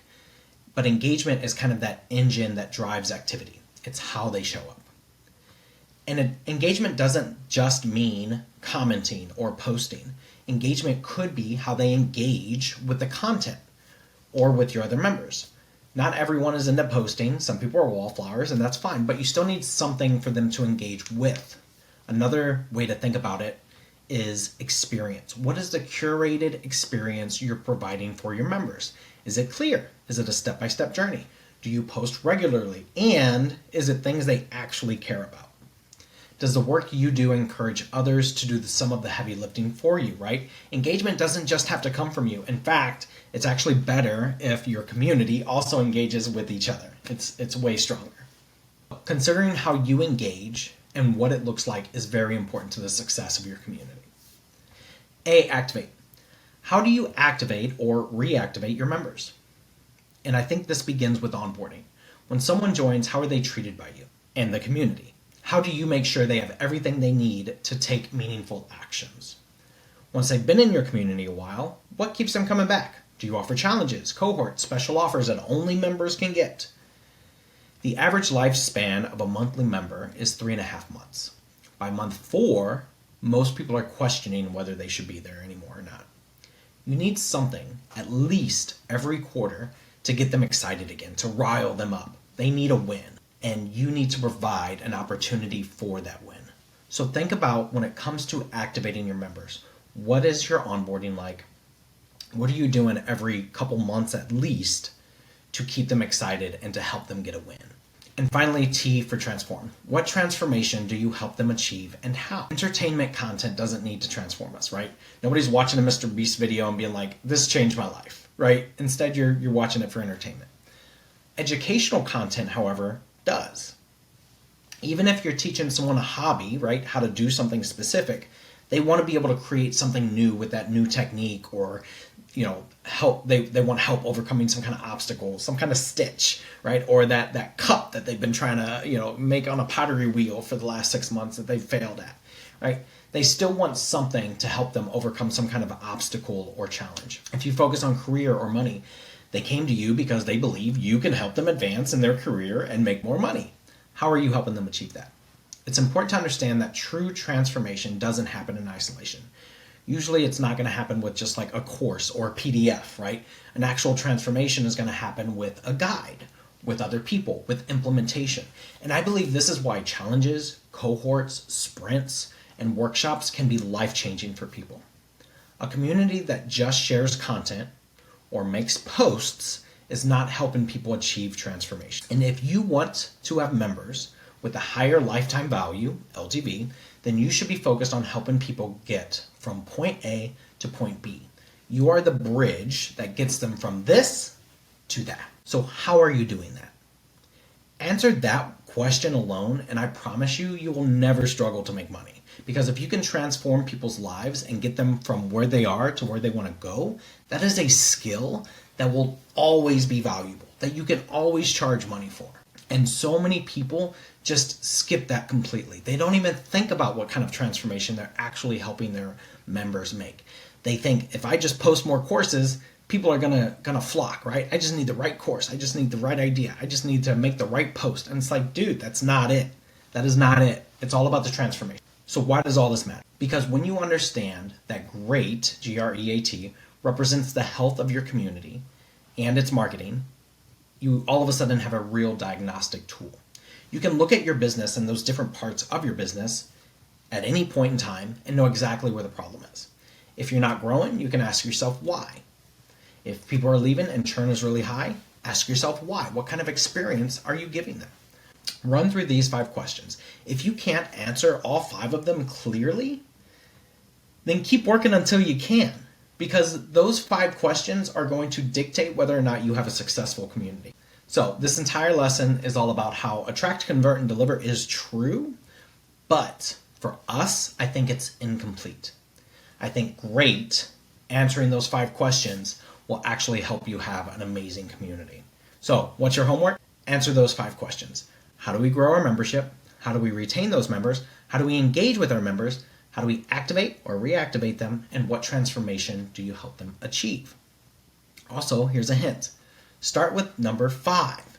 If you can figure out the transformation that you help them achieve and bonus points if it's in a certain time frame, then all the rest will almost take care of itself. And if you followed along, you actually answered this question during lesson 1 or lesson 2. And if you didn't, go back and watch those, because that'll help you answer that question. So thank you so much for watching this, and I hope you've really gotten a lot out of this entire series. I've enjoyed doing it. There is one more lesson, and it's basically on how to guarantee that you fail at marketing and that you fail at your community. So you definitely don't want to miss that. If you want to answer those questions and put them in the comment thread, I will totally respond to them. Or, if you can't figure out an answer, I can help you figure out those answers. And, I have some announcements coming up. Some things are changing around great community leaders. In fact, I plan on doing a workshop very soon. If people are into it, if nobody wants to come to it, then no worries. But if people are into it, I plan on doing some kind of workshop very soon for the community. Because I think this stuff is important, and I want to do my part in changing other people's lives. And I know you do too, because I know there's a lot of passionate people on Skool. So I just want to make sure that I do my part in helping you do your part. Help me, help you, help me, help you, something like that. So I hope you enjoyed this. One more lesson in this whole series. And if you're watching this after it's been posted, for the last Skool Marketing Masterclass lesson, I want to share with you, instead of what to do to succeed at Skool, here are 10 ways you can guarantee that you will fail at Skool. Because sometimes learning what not to do is actually better than learning what to do. Number 10, build your community for everyone. Because the best way to entice someone to join your community? Say it's for everyone and not for them specifically. Because nobody really likes to hear that you built something specifically for them. They want to know that everyone in the world is going to be a part of it. You've seen these. Your About page probably says something like a community for everyone to grow. You don't necessarily want to exclude anyone, and so you think that if you cast a bigger net, you're going to catch more fish. Unfortunately, what actually happens is you attract nobody. People don't want to join a community for everyone. They want to join a community that's for them, and people like them. They want to connect with other people that are similar. And so when we niche down, when we actually say, this is for you, or this is not for you, it actually entices more people to join. So if you want to fail at growing your Skool community, make sure to speak to everyone.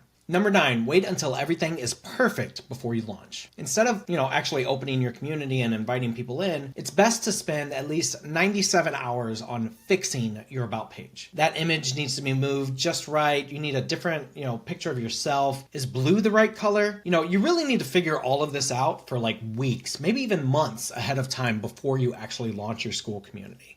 This will ensure that you never get a single member because you're too busy perfecting your About page, which we know is the most important thing on Skool. So if you want to fail at Skool, just keep perfecting that page. That's the only thing that matters. Number 8 on how to absolutely fail at Skool. Talk about it one time. You told all your friends, you told people that it existed and they didn't join. You've done your part. One time should be plenty. What more could they possibly want? You told them. You told them one time. That's enough. So if you want to fail, tell them one time.